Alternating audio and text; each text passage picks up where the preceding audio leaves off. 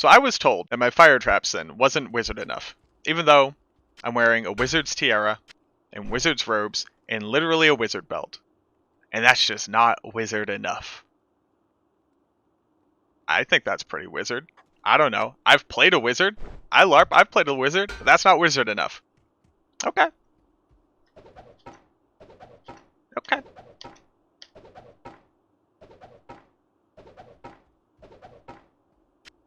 This wizard enough? That's gotta be pretty wizard, right? If Mangson's lesson does not make you a wizard, I don't know what makes you a wizard. But I'm not just going to go ahead and do a Fire Trapsin again. We already did that. We already understand how the power scale. And in fact, Senpai and team have been moving the power scale a little bit on traps. So a couple really important things to know about how traps have changed. So if you read through the last couple of patch notes, basically what you get is that lightning traps have been bumped up in damage. Fire traps have been bumped down in damage. And not only that, traps are only getting half efficiency from the minus enemy resistance. So on facets, or on something like Mangsongs or Frostburns, whatever gives minus enemy resistances, they're only getting half effectiveness. So, what do I hear when I see somebody going, fire traps are getting nerfed, facets aren't as strong, and lightning traps are getting buffed? I guess we're going full Gandalf because I'm about to be a lightning wizard. We are going to be big lightning wizards. And if you tell me minus enemy resistance is cut in half, all that means is I need to double down on minus enemy resistance. That's how we're going to do it. Now, I'm going to roll these things until their numbers are as high as possible.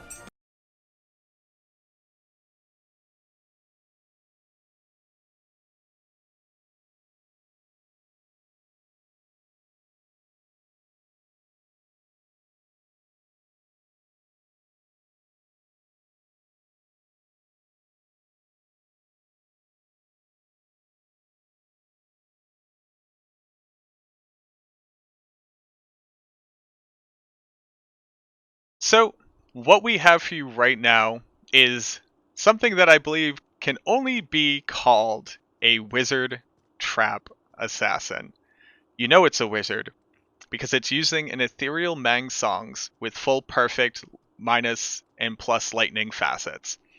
It's using a perfect Griffins with perfect facets in it. Perfect Ormus robes with perfect facets in it. It's using matching Stone of Jordan. It's using Arachnid Mesh Maras. And then, to stick with the total aesthetic of Perfect Wizard, we're using Natalia's Boots, which we have slammed +2 resistance and +2 maximum resistance. And then we're using Magnus Skin, because those are probably the most wizard-sounding black gloves that are in the game, that also slammed with additional fire res, just to help shore up some of the resistance issues that you have when running a Mangsongs.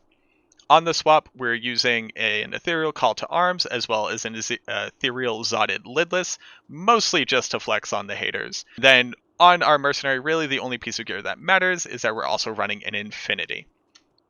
Our top end damage with the traps that we're going to be using today, our Chain Lightning Sentry is doing 1 to 14k. Obviously, this is not including half of the total minus enemy resistance from our gear. We're also going to be using Death Sentry, which is doing 7 to 1k, but obviously it's exploding for percentile life. And then for bosses, we're going to be using Charge Bolt Sentry, which is releasing 11 bolts, which are shooting off for around 17 to 20k as well, if they all max out on their damage. The build is probably the prettiest thing I've ever put together, honestly. Sitting here, we had a lot of help from Phantom to be rolling facets until we could get them all to match and be as pretty as possible. A little bit of Shockweb in there. The Shockweb's actually kind of huge.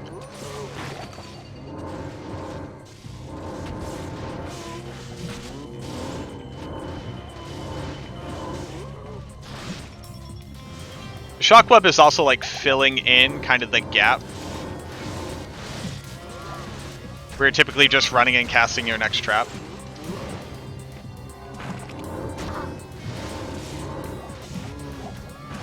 There you go. Oh yeah. Oh yeah.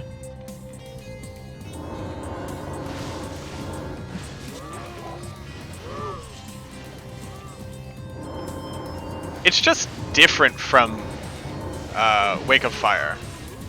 It's not just the lay a trap, run, lay a trap, run, lay a trap, run. And it's not just the the full death sentry where it's just like throw down 3 death sentries in a fire trap, throw down 3 death sentries in a fire trap.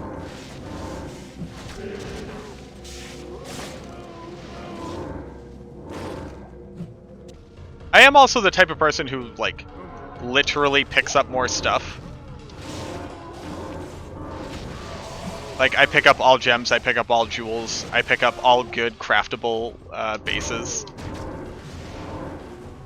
I know that's like a weird mark of whether or not you like a build, but doing this interplay gives me enough time to actually know what's dropping. Oh, you wanted to see just Shockweb. Yeah, just Shockweb. So it's kind of doing that much damage per second. So it's basically like a localized chain lightning. Right? I dig that. It helps to get the chain lightnings to actually proc your death sentries. We go and we fight in Andy's domain? But it's like a truncated Andy's domain? That's sick. Very nice.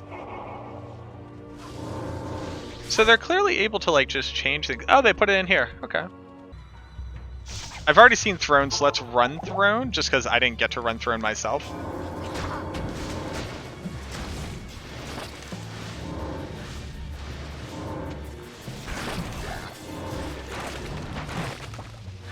God.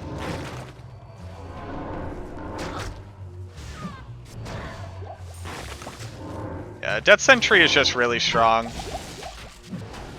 I mean, that's what it comes down to, right? Death Sentry is just really, really strong. And you get to run Chain Lightning if you want to. The benefit of Chain Lightning is that you do come up against less immunes than Fire. So it's more available.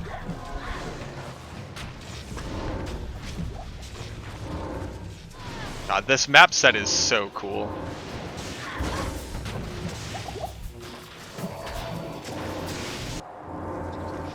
Area.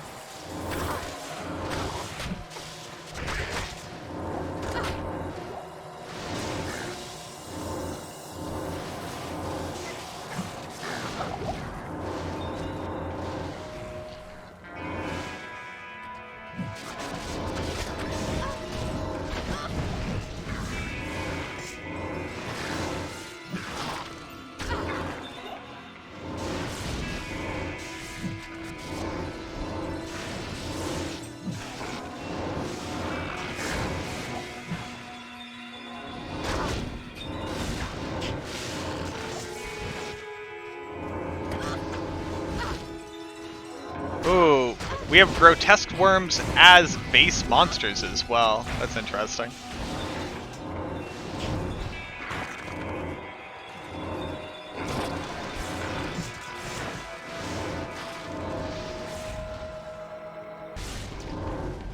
Ooh.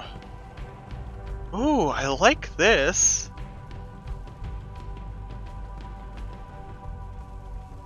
I like this little alcove. Yeah, this is, if this isn't a boss area, it's the coolest non-boss area I've ever seen. So for review of the build as we did it, you know, we're kind of going from meme level, going for like maximum wizard level Trapsin.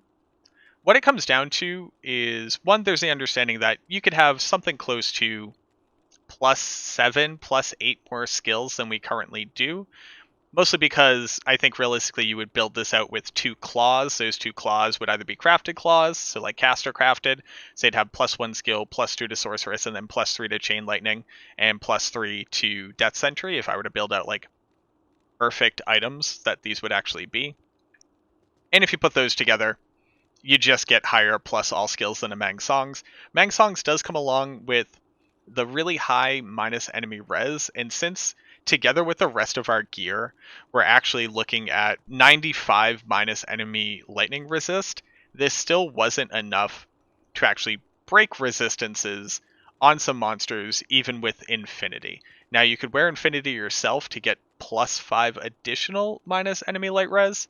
I don't think that that would really be worth not using something like a CTA with plus to all skills on swap for the pre-buff. Honestly, it was very powerful. Now, a lot of people are going to compare this up against Fire Trapsin, and I'll come straight out and say it. Fire Traps move faster, they go pew-pew faster, they activate Death Sentry faster on any maps where they are either broken through the resistances or not facing fire immunes. What running something like a Lightning Trap Assassin gets you access to is a lot of reach. So especially if you're basically farcasting out your Chain Lightning traps and then also farcasting out a Death Sentry traps, I'd be running up another screen to a screen and a half and things would already be dead or dying. So it has that benefit to it. It's much more of a methodical gameplay because quite often you need to throw down a shockweb as well to kind of kick off your Death Sentry explosion. So my typical pattern was dropping 2 to 3 Chain Lightnings, dropping a Death Sentry or another one depending on what my density and direction of monsters looked like. And then anywhere where the death roll hadn't started, throwing down a shockweb and then watching it very quickly domino effect. It would be much easier to not run something like a Mang Songs. I think this is probably the prettiest build I've ever put together. It was lacking Cannot Be Frozen just because I was trying to meme super hard with the all black everything. So we did end up having to put on a Ravenfrost because you really can't afford to not have Can't Be Frozen. Now, you would have a Can't Be Frozen slam somewhere. Obviously, we have a lot of room where you could have slammed, but I digress. The other issue that the build ran into is that it was just hard to stack all res, even with all res charms. I could have a better Torch, I could have a better Annie, of course, but even with getting additional resistance slams on a lot of our different pieces, it was just a little bit hard. So if you're trying to go Mang Song's lesson, Lightning Trapsin, I'd recommend going with something else, just as kind of a blanket statement.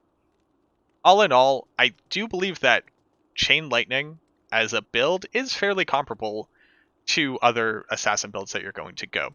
You get the benefit of actually having a reason to put points into Death Sentry because it is a synergy, and you just run into less lightning immunes than you run into other things like fire immunes, especially once you're into hell. So this might even have a better power scale on the lower end of things once that Fire Trapsin has hit hell but isn't sitting on something like an Infinity yet. The Chain Lightning Assassin is going to have an easier time getting into the late game, where then you really need to start ramping up the gear that you have to continue to be competitive.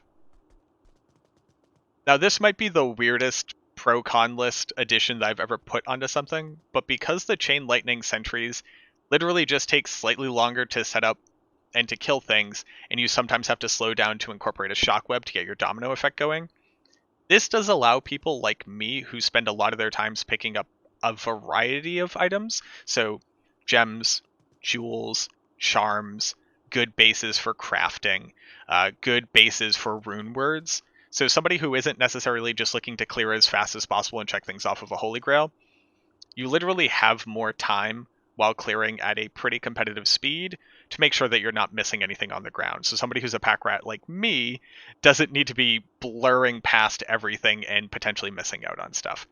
Weird pro, but quite frankly, I really liked the speed and the momentum that this build had while going through maps. You want a tree? DClone.